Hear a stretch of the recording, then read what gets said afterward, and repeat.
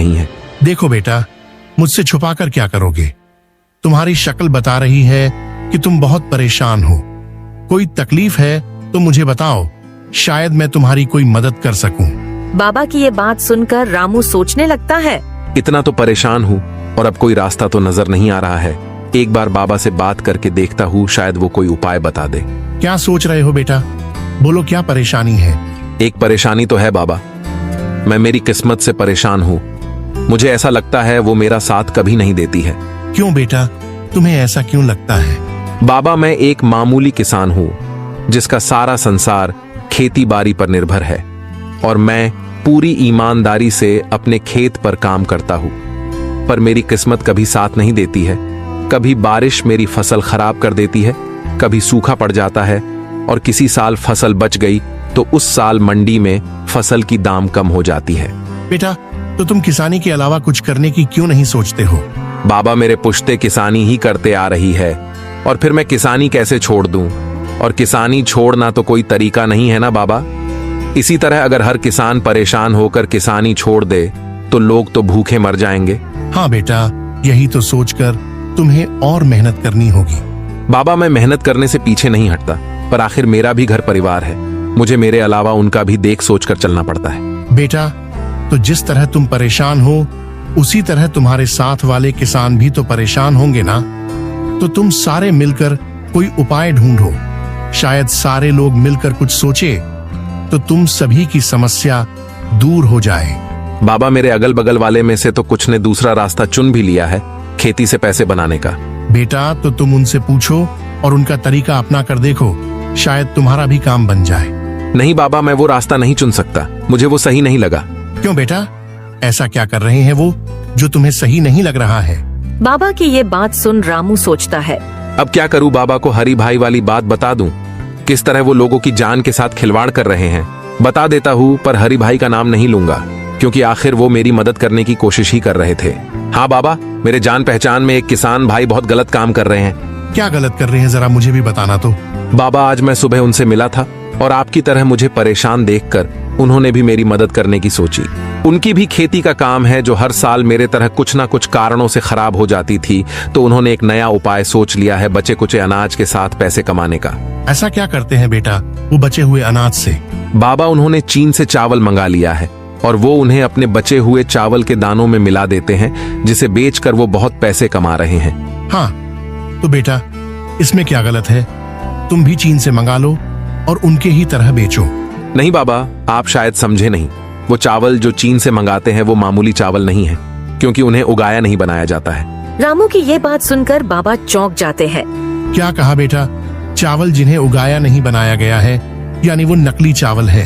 हाँ बाबा, वो चावल नकली होते हैं और उन्हें अगर अपने चावल के दानों में मिला दो तो पता ही नहीं चलता कि नकली कौन सा है और असली कौन सा। बेटा, पर ये नकली चावल तो लोगों की जान ले सकते हैं ना। हाँ बाबा, इसीलिए तो मैंने वो रास्ता नहीं चुना, क्योंकि मैं अपने फायदे के लिए किसी की जान नहीं ले सकता, भले ही इसके लिए मुझे और कितना भी परेशान क्यों ना होना पड़े। वाह बेटा, क्या खूब बात कही तुमने। तुमने अच्छा किया वो रास्ता नहीं चुनकर, क्योंकि अभी तो तुम्हें शायद फायदा हो भी जाता, पर बाद में तुम्हें तुम्हारी गलतियों पर पछताना पड़ता। हाँ बाबा, मेरा भी परिवार है। अगर मैं ये गलत काम करूंगा तो कल मेरे परिवार के साथ भी कुछ गलत हो सकता है। हाँ बेटा, हमारी गलतियों की सजा कभी कभी हमारे परिजनों को भी भुगतनी पड़ती है। बाबा, अब आप ही बताइए, आखिर मैं क्या करूं?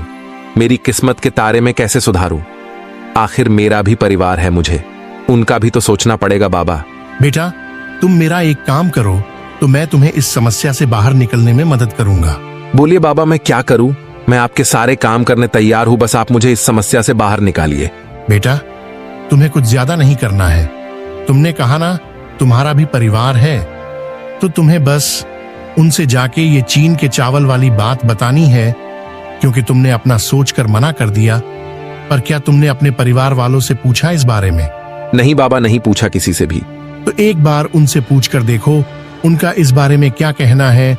फिर कल सुबह तुम मुझे यही मिलना, मैं तुम्हारा इंतजार करूंगा। ठीक है बाबा, मैं मेरी पत्नी से इस बारे में बात करके आपको कल सुबह यही मिलता हूँ। फिर क्या था, रामू वहाँ से अपने घर के लिए निकल जाता है। रामू घर पहुंचते ही सबसे पहले अपनी पत्नी गौरी को आवाज लगाकर बुलाता है। गौरी, मैं खेत से आ गया हूँ, जरा यहाँ आना, तो तुमसे एक जरूरी बात करनी है। रामू की आवाज सुन गौरी वहाँ आती है। हाँ बोलिए, आपने मुझे बुलाया? हाँ, मुझे तुमसे कुछ जरूरी बात करनी थी। बोलिए, क्या बात करनी है? गौरी, तुम तो जानती हो हमारी खेती से कुछ समय से हमें कोई मदद नहीं मिल रही है। हाँ, आज दोपहर को तो आप बता रहे थे, वही ना? हाँ गौरी, वही। पर आज तुम्हारे जाने के बाद मेरे साथ एक घटना हुई जिसके बारे में मुझे तुम्हें बताना है। आज जब तुम चली गई, तुम्हारे जाने के बाद वहां मेरे एक किसान भाई आए और मुझे परेशान देख उन्होंने मुझे मेरे परेशान होने का कारण पूछा। तो मैंने सारी बात बता दी, पर गौर करने की बात यह है कि जो हाल मेरा था कुछ वैसा ही हाल उनका भी था, पर उन्होंने इस परेशानी से निकलने का एक रास्ता ढूंढ लिया है। क्या बात है? कौन है वो? और आप उनसे वो तरीका क्यों नहीं पूछते? इससे आपकी भी समस्या दूर हो जाएगी। कौन है वो मत पूछो, मेरे एक शुभ चिंतक ही समझ लो, पर पहले तुम मेरी पूरी बात सुन लो। मैंने जब उनको अपनी समस्या बताई तो उन्होंने उससे निकलने का रास्ता तो बताया, पर वो रास्ता थोड़ा अटपटा है। अटपटा? ऐसा कैसा तरीका है, मुझे बताइए जरा, मैं भी तो सुनो। जैसे मेरी फसल कभी बारिश की वजह से खराब हो जाती थी तो कभी सूख जाती थी, वैसे ही उनकी भी हालत थी। पर अब वो चीन से चावल मंगाते हैं। क्या कहा? चीन से चावल? हाँ गौरी, वो चीन से चावल मंगाते हैं और फिर उनको अपने पास बचे हुए चावल के दानों में मिला देते हैं और बाजार में बेचते हैं। इससे उन्हें बहुत फायदा होता है और किसी को नहीं समझता कि असली कौन सा है और नकली कौन सा। रामू की ये बात सुनकर गौरी थोड़ा आश्चर्य में पड़ जाती है। मैं कुछ समझी नहीं, असली चावल नकली चावल? हाँ गौरी, चीन से लाए हुए चावल नकली चावल होते हैं। उन्हें उगाया नहीं बनाया जाता है और वो काफी सस्ते मिलते हैं। उन्हें सस्ते में लाओ और अच्छा मुनाफा कमाओ। पर नकली चावल तो खाने में जानलेवा साबित हो सकते हैं, तो ये तो बहुत गलत बात है, अपने मुनाफे के लिए किसी की जान लेना। हाँ, मुझे भी ये गलत लगा तो सोचा एक बार तुम्हारी भी राय लेकर देख लेता हूँ, क्योंकि मेरी इस परेशानी से तुम भी तो परेशान हो और सिर्फ मेरे मना करने से अच्छा है एक बार तुम्हारी भी राय लेना मुझे सही लगा। नहीं जी, हम एक बार के लिए भूखे सो जाएंगे, पर किसी के साथ ऐसा धोखा करके पैसे कमाना बहुत गलत होगा। आज हम चैन से सो जाएंगे, पर कल उन गलतियों का भुगतान हमें किसी न किसी तरह चुकाना ही पड़ेगा। गौरी की ऐसी बातें सुनकर रामू बहुत भावुक हो जाता है। वाह गौरी, मुझे आज तुम पर बहुत नाज हो रहा है, क्योंकि तुम भी बिल्कुल मेरी तरह सोच रही हो। चलिए ये सब बातें छोड़िए, इन गलत बातों को अपने ऊपर हावी मत होने देना। आप और मेहनत कीजिए, देखना बहुत जल्द आपको कामयाबी मिलेगी। फिर क्या था, गौरी की ऐसी बातों ने रामू का हौसला और बढ़ा दिया था। फिर अगली सुबह रामू बाबा से मिलने अपने घर से निकलता है। रामू जब वहाँ पहुँचता है तो बाबा वहाँ नहीं होते हैं और बाबा को वहाँ नहीं पाकर वो थोड़ा मायूस हो जाता है। ये क्या, बाबा तो यहाँ नहीं है? अब क्या, कहाँ से मिलेगा मुझे मेरी परेशानी का हल? रामू अभी अपने आप से बातें कर ही रहा होता है, तभी बाबा अचानक से प्रकट हो जाते हैं। आ गए बेटा तुम।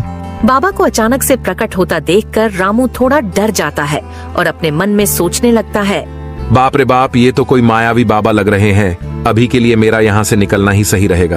अरे बच्चा डरो मत, ये तो मेरी एक छोटी सी शक्ति है, मैं कोई मायावी नहीं हूँ। नहीं बाबा, मैं डरा नहीं था, बस थोड़ा चौंक गया था।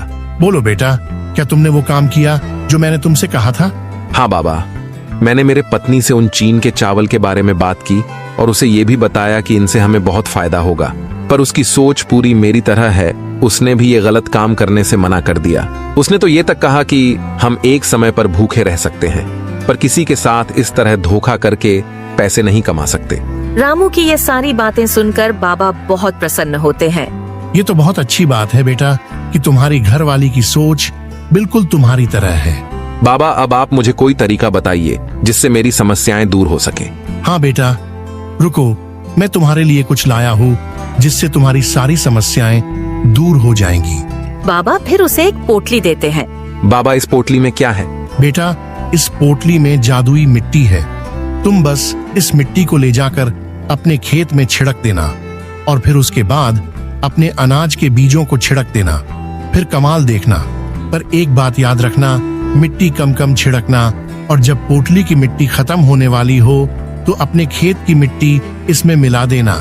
इस पोटली को कभी खाली मत होने देना।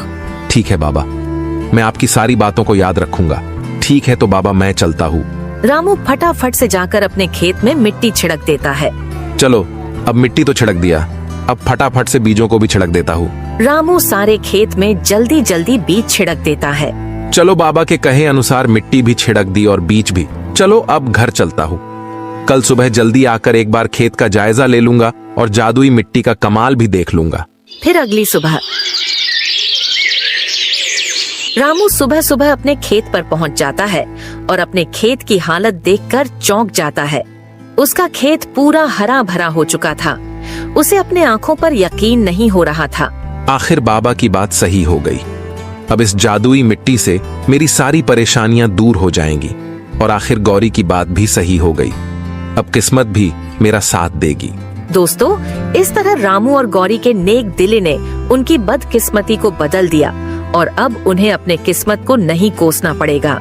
दोस्तों, इस तरह की और शानदार कहानियाँ देखने के लिए हमारे इस चैनल को सब्सक्राइब कर लें।